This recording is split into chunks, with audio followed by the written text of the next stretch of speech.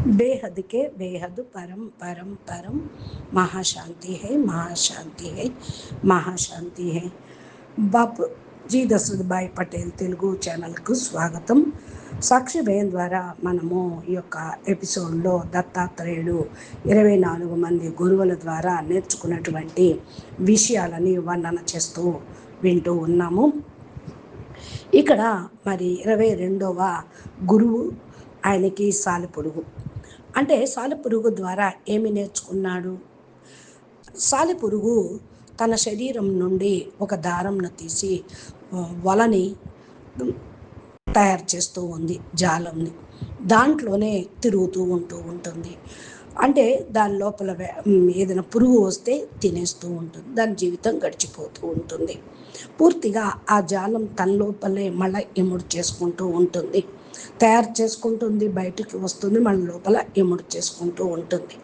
ఇదే విధంగా ఈ యొక్క సృష్టి బ్రహ్మ నుండి ఉత్పన్నమైనది, మళ్ళా బ్రహ్మలోనే ఇమిడిపోతూ లీనమైపోతూ ఉంటుంది. అంటే ఇక్కడ జీవితం శంకరాచార్యుడి కూడా అద్వైతం మూలము. ఏ విధంగా మరి సాలెపురుగు జాలాన్ని తయారు చేసుకుంటుందో, తన యొక్క లాలాజలం నుండి తాడును తయారు చేసుకొని, అదేవిధంగా ఈ జగత్తు కూడా బాహ్యంగా మనమే తయారు చేసుకున్నాం వలని, బంధనాలని, అన్నీ కూడా కర్మ బంధనాలను దాంట్లో ఇరుక్కుపోతూ ఉంటాం. కనుక మనమే దాన్ని మళ్ళా మనలో మింగేసుకొని మనలే సమాప్తం చేసుకోవాలి. బ్రహ్మ నుండి వచ్చినది ఉపాదన మళ్ళా బ్రహ్మే ఇముడ్చుకోవటానికి నిమిత్తమైనట్టు. అందుకనే ఉపనిషత్తుల్లో దీన్ని ఇదే విధంగా చెప్పారు. అంటే ఏంటి? ఏ విధంగా బ్రహ్మ సృష్టిని రచన చేసి ఇముడ్చుకుంటాడో, మాయ స్వరూపాన్ని కూడా అర్థం చేసుకుని ఇముడ్చుకోవాలి. ఆ జాలంలో ఇరుక్కుపోకూడదు. స్వతంత్ర అస్తిత్వము అనేది మీకు ఉంటుంది. సాలెపురుగు కూడా తొలగిస్తుంది, జాలాన్ని తయారు చేసుకుంటుంది. బ్రహ్మ సృష్టి మాయా జాలాన్ని కూడా ఇముడ్చుకుంటూ ఉంటుంది. తర్వాత ఒక పురుగు, అంటే ఇది చిన్న కీటకమే. భ్రమరి దాన్ని పట్టుకొని తన గుహలోకి తీసుకొని వెళ్తూ బంధించేస్తుంది. అది బయటికి వెళ్ళలేదు. నిరంతరము ఆ భ్రమరి యొక్క చింతన చేస్తూ అది దాన్ని బయటికి వెళ్ళటానికి ప్రతీక్ష చేస్తూ ఉంటుంది. భయంతో దాని స్మృతితోటే నెమ్మదిగా ఆ పురుగు భ్రమరిలాగా అయిపోతూ ఉంటుంది. అంటే ఎవరినైతే మీరు ధ్యానం చేస్తూ ఉంటారో మీరు ఆ విధంగానే అయిపోతారు. చైతన్యం యొక్క రూపాంతరం అయిపోతుంది నిరంతర చింతనతోటి. ఇంకా దీన్ని లోతుగా అర్థం చేసుకోవాలి అంటే భావాతీత ధ్యానము మూల సిద్ధాంతము ఇక్కడ ఒకే అత్యంత లోతైనటువంటి విషయము.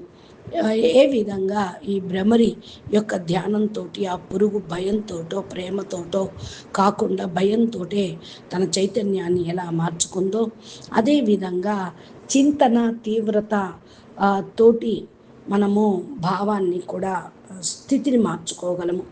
భగవంతుడు కూడా అదే విధంగా అంటారు. అంటే భగవంతుణ్ణి కామంతో, కోరికతోటో లేకపోతే ద్వేషంతో, భయంతో, ప్రేమతోటి ఎవరైతే స్మృతి చేస్తూ ఉంటారో వారు ఆయన్ని పొందుతారు, ఆయన లోపలికి ఇమిడిపోతూ ఉంటారు.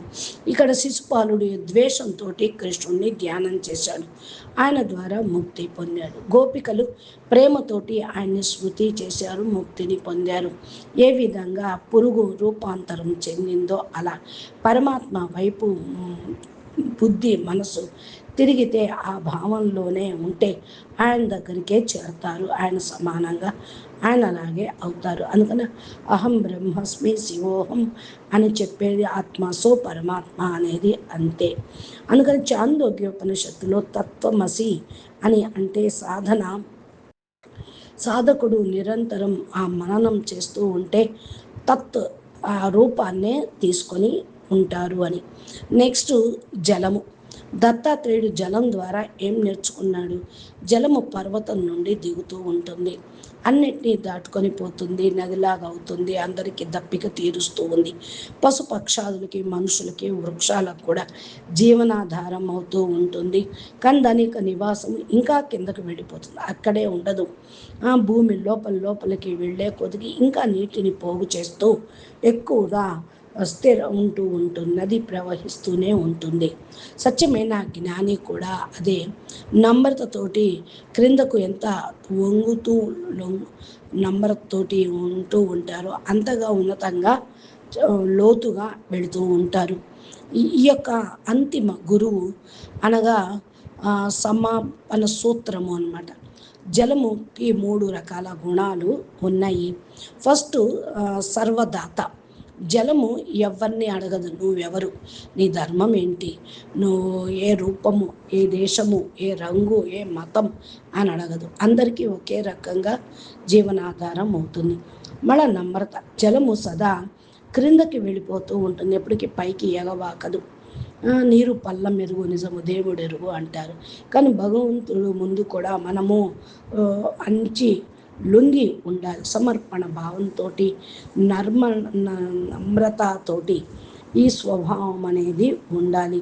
జ్ఞాని వినమ్రంగా కూడా స్వభావతగా ఉంటూ ఉంటారు. చూపులకి అనేది ఉండదు.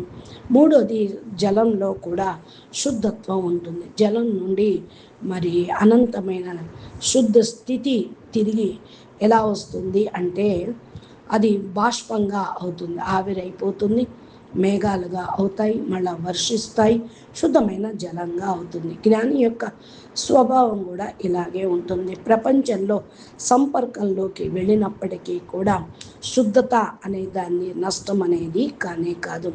కృష్ణుడి యొక్క జ్ఞానము, ఉద్ధవుడి యొక్క దీక్ష. ఆ క్షణంలో కృష్ణుడు ఒక కథ మరి ఎందుకు వినిపించాడు ఈ కథని అంటే, ఉద్ధవ గీతలో ఈ ప్రసంగం అప్పుడప్పుడు వస్తూ ఉంటుంది. ద్వారక యొక్క దగ్గర పడింది, యాదవ కులం పరస్పరం పోట్లాడుకొని నష్టమైపోతారు అని కృష్ణుడికి తెలుసు. దేహత్యాగము ఆసన్నమైందని తెలుసు. ఉద్ధవుడు శ్రీకృష్ణుడికి అతి ప్రియమైనటువంటి సఖుడు, అంటే ఫ్రెండు, మంత్రి మరియు శిష్యుడు కూడా. అదేవిధంగా కృష్ణుడితోటి అడుగుతారు, భగవాన్ మీరు వెళ్ళిపోతూ ఉన్నారు, మరి నేనేం చెయ్యాలి, ఎక్కడికి వెళ్ళాలి, దీని తర్వాత ఏమిటి, ఎవరి దగ్గర ఉండాలి అని అడిగాడు. అప్పుడు కృష్ణుడు ఏకాదశ స్కందమైన మహాన జ్ఞానంను ఇచ్చారు. దీనిలో దత్తాత్రేయుడి యొక్క 24 మంది గురువుల కథ వస్తూ ఉంది. కృష్ణుడు ఇక్కడ ఉద్ధవునితోటి ఏమన్నాడు? ఉద్ధవుడు కూడా అడిగాడు, నువ్వు పోగొట్టుకోవాలి, అప్పుడే నువ్వు పొందగలుగుతావు, పరమాత్మను పొందగలుగుతావు. అన్నిటి నుండి నేర్చుకో, అన్నిటినీ చూడు. పూర్తి బ్రహ్మాండంలోనే ప్రతి ఒక్కటి నేర్చుకోవటం జరుగుతుంది. పృథ్వీలో నేనున్నాను, జలంలో నేనున్నాను, అగ్నిలో నేనున్నాను అని అన్నాడు. ఏ విధంగా దత్తాత్రేయుడు తెలుసుకున్నాడో నీవు కూడా అదే విధంగా తెలుసుకో అన్నాడు. ఈ గురువు విరహ ఔషధి. గురువు యొక్క శరీరం లేకపోయినా సృష్టియే గురువుగా, మరి గురువే సృష్టిగా తయారయ్యి ఉన్నారు అనే విషయాన్ని మీరు పూర్తిగా అర్థం చేసుకోవాలి. ఇక్కడ కృష్ణుడు కేంద్రీయ సందేశము, ఉద్ధవుడు కృష్ణుడి యొక్క కథ తర్వాత మరి ఉద్ధవుడు చెప్పిన మాటలు ఉన్నాయి. బృందావనంలో మానవులు కోసం కాదు, దేశ కాల అనుసారంగా ఎవరైతే ప్రాప్తి పొందుతారో వారి యొక్క ప్రజ్ఞాసారము గ్రహించటం జరుగుతుంది అని. ఇలాగ 24 మంది గురువుల యొక్క కథ కృష్ణుడు ఉద్ధవుడిని మరియు 3 విషయాలు ఇంకొంచెం అడగటం జరిగింది. ఆ 3 విషయాలు ఏమిటో మనము తర్వాత తెలుసుకుందాము. అచ్చా, పరం శాంతి, నమస్తే, ధన్యవాదాలు. బేహద్కే బేహద్, పరం పరం, महाशांति है, महाशांति है, महाशांति है। नमस्ते।